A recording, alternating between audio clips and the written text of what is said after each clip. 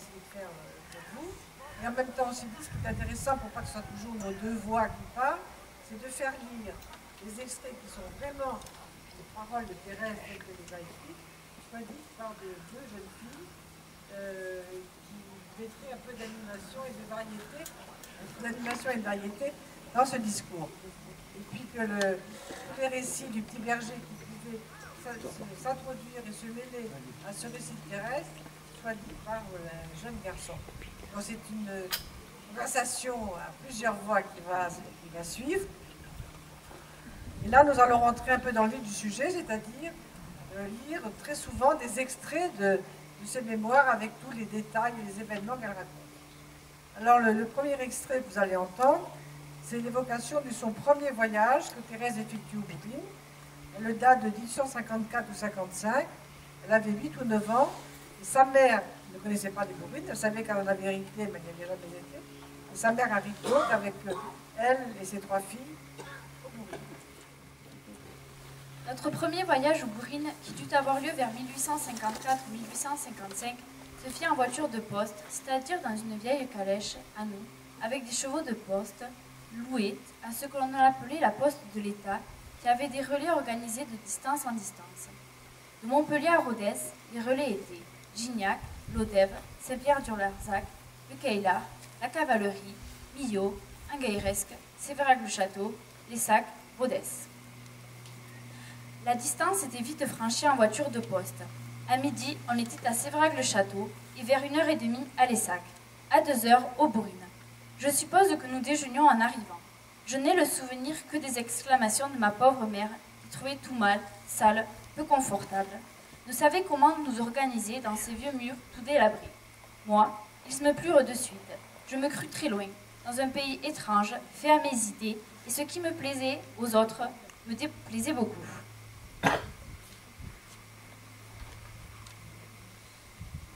Ses souvenirs d'enfance sont pleins de charme et montrent un tempérament imaginatif et très sensible à la beauté de la nature. Et finalement, on s'aperçoit que cette petite fille est passionnée par la vie rurale qu'elle découvre, qui est si éloignée de la vie civilisée de Montpellier, ou même de Paris, où elle fut longtemps pensionnaire. Donc, on va vous lire un extrait des activités de petite fille au Bourrine. Quant à moi, je profitais de ces occupations multiples pour m'amuser à ma façon. Je passais des heures devant la mare à canards.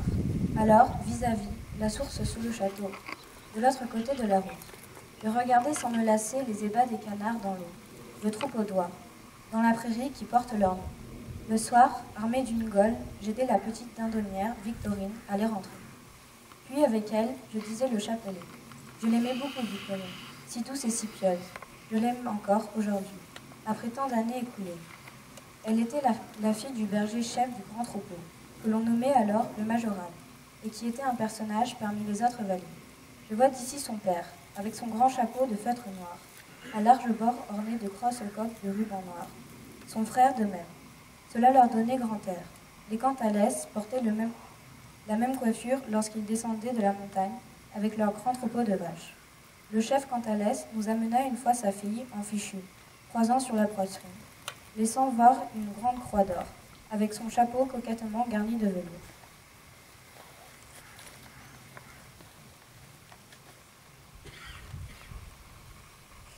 Il y avait, en dessous du régisseur, un maître valet. Il était de Meymac, le père Lacan, brave homme, mais sous la contrainte du vieux Fabry, et il était obligé d'obtempérer aux ordres. Ensuite, un deuxième maître valet, mais qui s'occupait seulement des caravanes et des bœufs. Il faut dire qu'il y en avait 20 pères. Je les ai vus de mes propres yeux, ces 40 bêtes, tirant la charrue dans le même champ. Chaque homme avait la garde d'un attelage. Il y avait ensuite le bourrier, un chef que l'on peut dire qui s'occupait de répartir le travail au bâti, des hommes des bœufs. Ensuite, il y avait pour la garde des troupeaux de 500 brebis, 4 hommes, répartis en premier berger. Il était de Coussergues, un brave homme, Guibert, le 13 Pastré, de Coussergues également, puis le troisième berger et moi-même appelé Ragas, c'est-à-dire le mousse. Ce passage montre bien l'importance des régisseurs dans la vie des bourrines, parce qu'il était hors de question que directement, soit Fanny, soit Thérèse soient en relation avec le personnel. Et le régisseur avait à la fois un rôle de conseil, trouver des idées, conseiller, et aussi un rôle d'intermédiaire entre la propriétaire, la maîtresse et tout le personnel. Donc au cours de toutes ces années, de nombreux régisseurs se sont succédés aux bourrines, et sûrement que la mémoire de certains d'entre eux est encore vivante dans la région. Et je vous passe, Bérénice va vous raconter une petite anecdote au sujet d'un régisseur. Le régisseur, alors, était un vieil ecclésiastique nommé l'abbé Lanoute, originaire du village voisin de Palmas. Il se plaisait à nous montrer dans chaque promenade, en nous disant « Vous voyez cette maison blanche entre Palmas-le-Haut et Palmas-le-Bas, c'est ma maison. » C'est là, en fait, que ce brave homme se retira plus tard et mourut. Mais en cette année dont je parle, il se portait fort bien et arpentait les terres du matin au soir, en longue redingote et en bottes. Il ne disait sa messe que le dimanche. Sa chambre au-dessus du porche d'entrée était tenue très salement. Il se disait avoir été aumônier militaire sous le Premier Empire, ce qui était possible, et il avait conservé les usages du camp. La fille de la ferme, qui faisait sa chambre, jetait tout bonnement toutes les eaux sales par la fenêtre sur l'entrée. Un jour, ma mère fut arrosée de la sorte. On devine ses cris. Elle décida que le régisseur ne resterait plus là, ce qui fut le principe des nouvelles améliorations plus tard. Et je crois que cette première année, elle s'en tint à ce projet, ayant déjà exécuté tant de choses.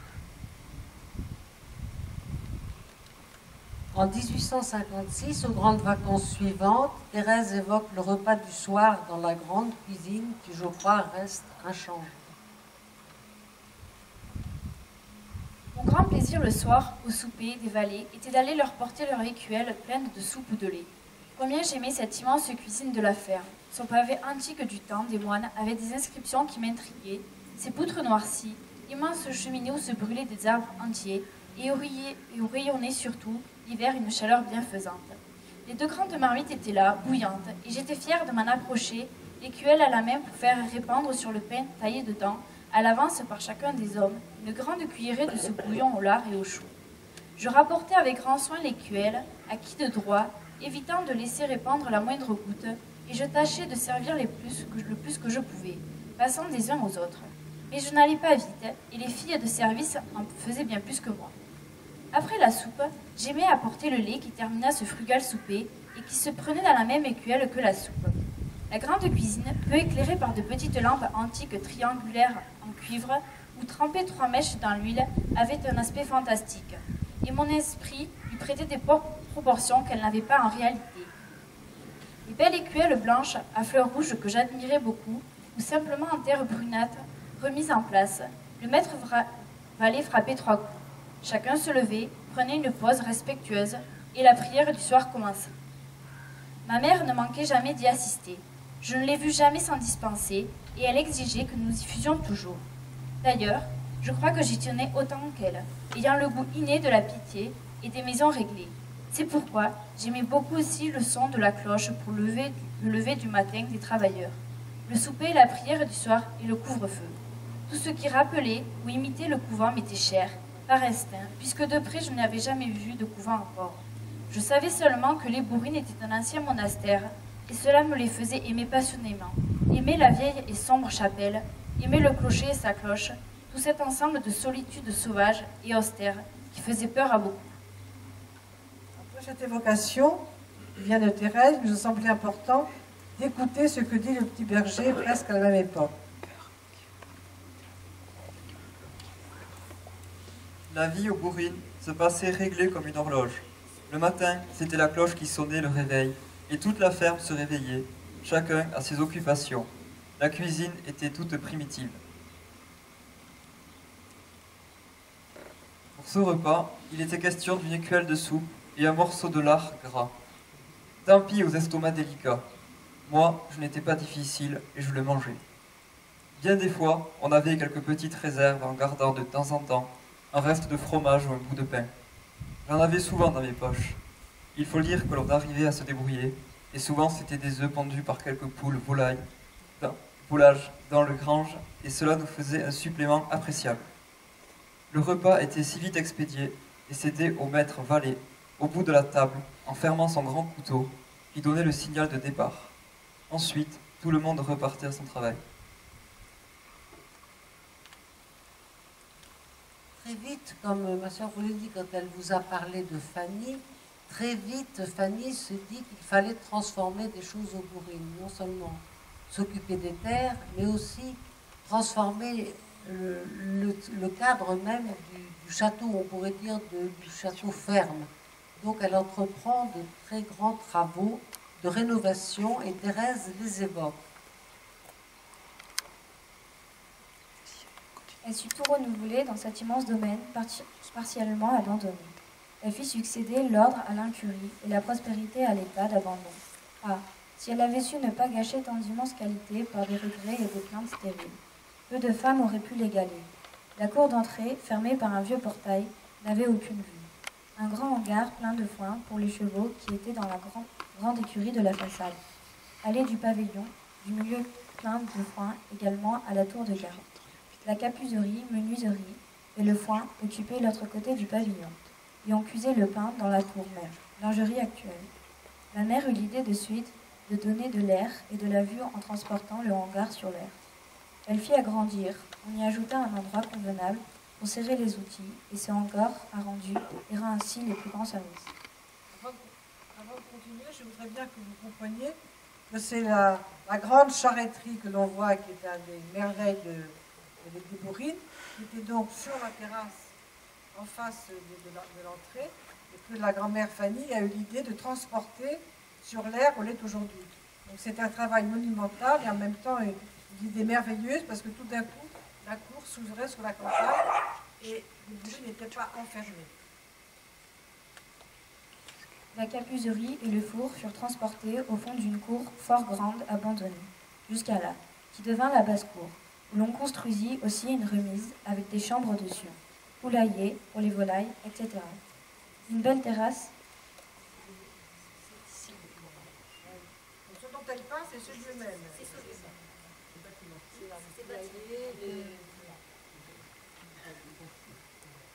Une belle terrasse s'étendit à la place de ces bâtiments et les Bourrines reçurent l'air et la vue. Je dois dire que je regrettais le hangar où je jouais sur le foin avec les chiens. Notre cour alors, bien sablée, bien aérée, devint propre et plaisante. Les vieux portails en bois furent remplacés par une grille de fer. Le pavillon du milieu se vit enlever son foin et devint un agréable salon d'été. Et tout cela ne se fit pas sans peine, avec des ouvriers peu nombreux. Après ces notations qui sont très importantes parce qu'elles comprennent comment les Bourrines ont évolué, Thérèse décrit avec beaucoup de simplicité ses occupations quotidiennes.